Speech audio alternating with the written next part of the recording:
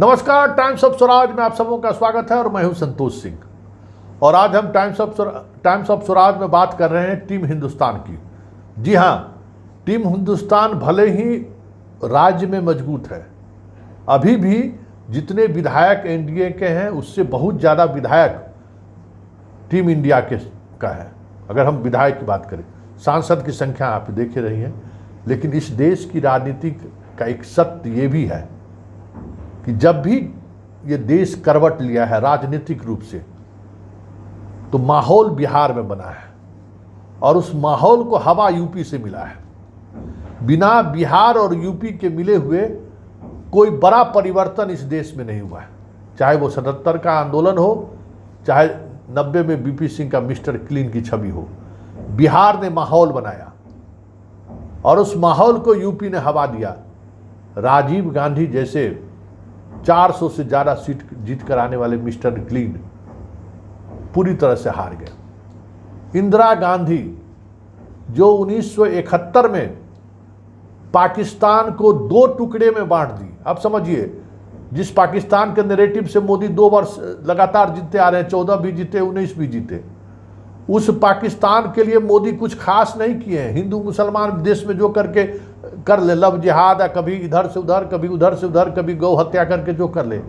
इंदिरा गांधी ने पाकिस्तान को 2 टुकड़े में बांट दिया और 70,000 से अधिक पाकिस्तानी फौज को आत्मसमर्पण करने के लिए मजबूर किया।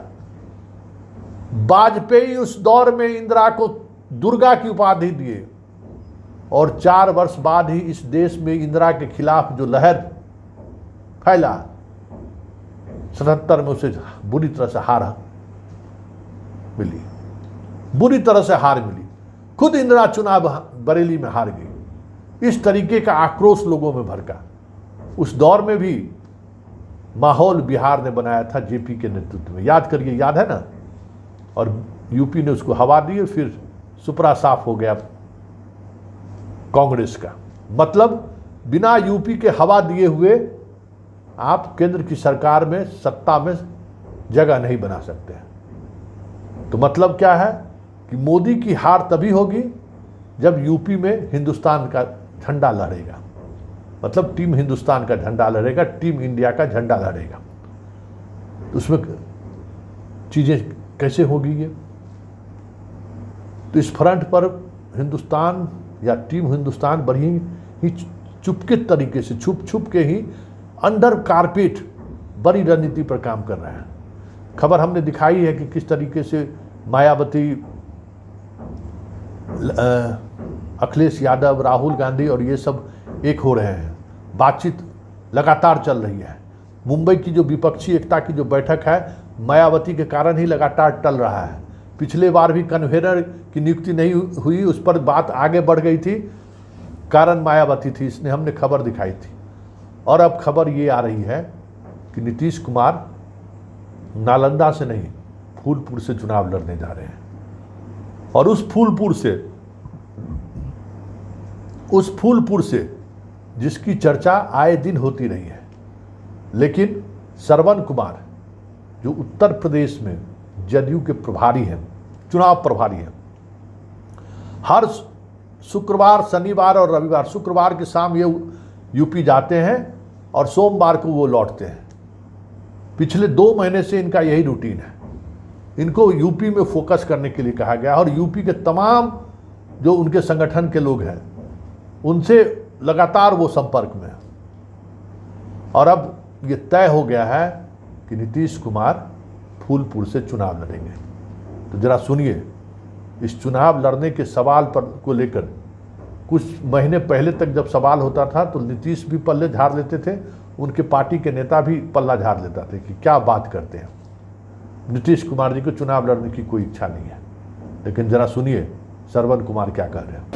नीतीश कुमार जी कोई तैयारी नहीं कर रहे हैं, लेकिन उत्तर प्रदेश के जो जेडीयू के कार्यकर्ता है, वहाँ के जो लोग हैं, वहाँ की जो जनता है, वो चाहती है कि उत्तर प्रदेश से मुख्यमंत्री जी चुनाव लड़ें। इस बात की चर्चा है। तो पार्टी तय करेगी ना कि मुख्यमंत्री जी कहाँ से चुनाव लड़ेंगे, चुनाव नहीं लड़ेंगे। ये तो कोई बहस का मुद्दा नहीं है, लेकिन लोग डिमांड कर रहे हैं कि फूलपुर से चुनाव लड़े, फतेहपुर से चुनाव लड़े, प्रतापगढ़ से चुनाव लड़े। तो कई क्षेत्र है जहाँ से चुनाव लड़े कि उनकी उत्तर प्रदेश में चर्चा लोग चला रहे हैं। तो बिहार में जो काम हुआ है, नीतीश कुमार जी ने जो काम किया अपनी सरकार में, उसको लेकर लोग वहाँ के उत्साहित हैं। और ख़ास करके जो गरीब लोग हैं, ख़ास करके जो दलित समाज के लोग हैं, अति पिछड़े समाज के जो लोग हैं, और सभी समाज को ये कहा जाए तो कोई अतिशयोक्ति नहीं होगी, सभी समाज के लोग के लिए जो बिहार में काम हुआ है उससे लोग उत्साहित हैं और चाहते हैं कि नीतीश कुमार जी का हम यहाँ अभिनंदन करें, स्वागत करें और आने वाले चुनाव में यहाँ से लोकसभा के चुनाव लड़े। ये यहाँ के लोगों की चाहत है। तो आपने सुना, क्योंकि लगातार अगर आप नीतीश कुमार की राजनीति पर अगर गौर करिएगा तो बहुत सारी चीज़ें आपको समझ में आएगी। याद करिए कि पिछले वर्ष राज्यसभा सांसद कहाँ से भेजा था उन्होंने? झारखंड से। किसी ने सोचा था कि झारखंड से भेजने का क्या मतलब है? अरे भाई, उनकी पार्टी बिहार की, झारखंड में एक विधायक तक नहीं है और राज्यसभा सांसद भेज रहे हैं। उस समय एक से एक राजनीतिक के जानकार वो भौचक रह रहे थे। और जदयू वाले क्या कर रहे थे कि वो हमारे पुराने कार्यकर्ता थे इसलिए उनको भेजा गया। अब बात समझ में आ रही है कि वो वहाँ के कुर्मी को साध रहे थे। अब ये चीज़ें सामने आ रही हैं और हेमंत सोरेन बड़ी मजबूती के साथ नीतीश कुमार को एक सीट देने को भी तैयार हैं झारखंड में कि आइए गिरिडीह से आप चुनाव लड़िए, आपकी पार्टी चुनाव लड़े। क्यों? सुदेश महतो का कार्ड चाहिए उनको। वहाँ के कुर्मी का नेता सुदेश महतो है। उस सुदेश महतो का कैसे कार्ड हो, इसकी तैयारी शुरू होगी। याद होगा कि नालंदा से विधायक भी थे, मतलब नालंदा जिले से राजीव कुमार, अभी बीजेपी में भी प्रवक्ता थे, अभी जदयू के प्रवक्ता बनाए गए हैं। उनकी पूरी सर्विस पीरियड का कार्यकाल झारखंड में गुजरा है। झारखंड में बिजली बोर्ड के चेयरमैन भी रह चुके हैं और झारखंड के कुर्मियों के बीच उनकी अच्छी पकड़ है। आज भी उस वहाँ के ब्यूरोक्रेसी में राजीव कुमार की अच्छी पकड़ है, इसलिए राजीव कुमार को फिर से दल में शामिल किया गया और उनको महत्वपूर्ण जिम्मेवारी दी गई है। ये झारखंड साधने की उनकी तैयारी थी, जो शुरुआती दिनों में समझ में लोगों को नहीं आ रहा था। इसी तरीके से आप गौर करिएगा कि हाल के दिनों में बड़ी संख्या में यूपी के वाइस चांसलर बिहार बनाए गए हैं। एक कृषि विश्वविद्यालय के वाइस चांसलर भी यूपी से ही आए हैं। जाति के वो कुर्मी हैं और कहा यह जाता है कि जिस तरीके से पटेल, अनुराधा पटेल का परिवार है, ठीक उसी लेवल का परिवार इनका भी है और इनकी भी राजनीतिक पहचान, हैसियत यूपी में, पूर्वी यूपी में बड़ी मजबूत रहा है। मतलब और ये सभी चीज़ों से, पैसा से लेके सब चीज़ में ये मजबूत है। तो इनको इन्होंने भागलपुर कृषि विश्वविद्यालय का वाइस चांसलर बना दिया है। कई और लोग हैं जो यूपी के रहने वाले हैं, जिनको ये अलग अलग तरीके से पार्टी में जोड़ते रहे हैं, लाभ पहुंचाते रहे। वाइस चांसलर की तो झड़ी लग जाएगी। तो ऐसे बहुत सारे लोग हैं जिनके सहारे ये यूपी साधते रहे हैं और एक पूरी टीम इनकी है जो हाल में यूपी में सर्वे भी किया है, खास करके पूर्वी उत्तर प्रदेश में नीतीश को लेकर क्या चाहते हैं। और ये सर्वे सिर्फ जदयू के द्वारा नहीं कराई गई है, ये सर्वे टीम कांग्रेस ने भी कराई है कि नीतीश कुमार का पैन इंडिया अगर इस्तेमाल किया जाए तो उसका क्या प्रभाव हो सकता है। क्योंकि इस देश में बिहार से ज़्यादा कुर्मी झारखंड में है, झारखंड से ज़्यादा कुर्मी उत्तर प्रदेश में है, मध्य प्रदेश में है और गुजरात में भी है। तो पैन इंडिया नीतीश कुमार को अगर प्रोजेक्ट किया जाए कन्वेनर के रूप में, संयोजक के रूप में, और अगर यूपी से इनको फोकस किया जाए तो क्या प्रभाव पड़ सकता है। टीम कांग्रेस ने इस पर भी सर्वे कराई है और नीतीश कुमार और टीम कांग्रेस की लगातार इस पर बातचीत भी चल रही है और श्रवण कुमार उसी बातचीत के आधार पर इन दिनों लगातार यूपी जा रहे हैं।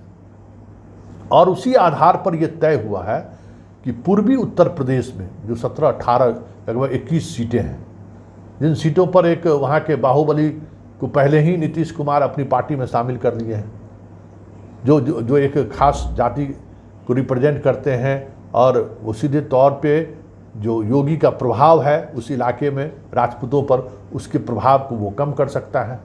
उसकी एक अपनी छवि रही है, वो सांसद भी रहे हुए हैं। तो जैसी यूपी अभियान की शुरुआत हुई, इस बाहुबली को सबसे पहले इन्होंने पार्टी में शामिल कर लिया।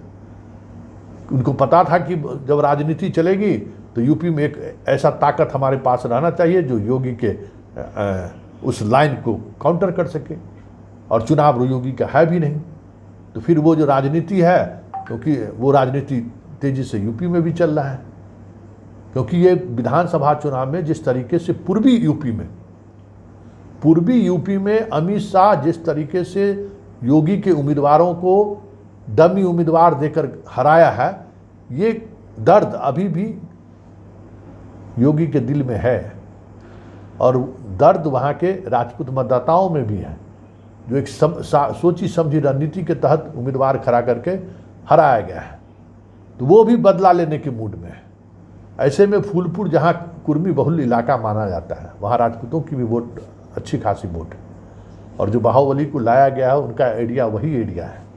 तो वो कम्बिनेशन बड़ी मजबूती से सेट करने की कोशिश हो रही है कि ये चुनाव योगी की नहीं है, मोदी को हटाना है, मोदी को हराना है, इसलिए सभी लोग एक साथ आइए।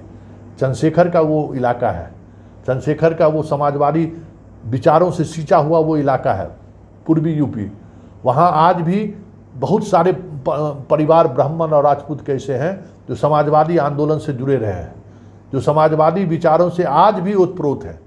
ऐसे लोगों को भी नीतीश जोड़ रहे हैं, और खबर ये आ रही है कि नीतीश कुमार ने मन बना लिया है कि नालंदा से नहीं, इस बार फूलपुर से चुनाव लड़ेंगे। मतलब पूर्वी उत्तर प्रदेश में बीजेपी के नाकेबंदी, या यूँ कहें कि घेरेबंदी की full proof planning team India के द्वारा जारी है।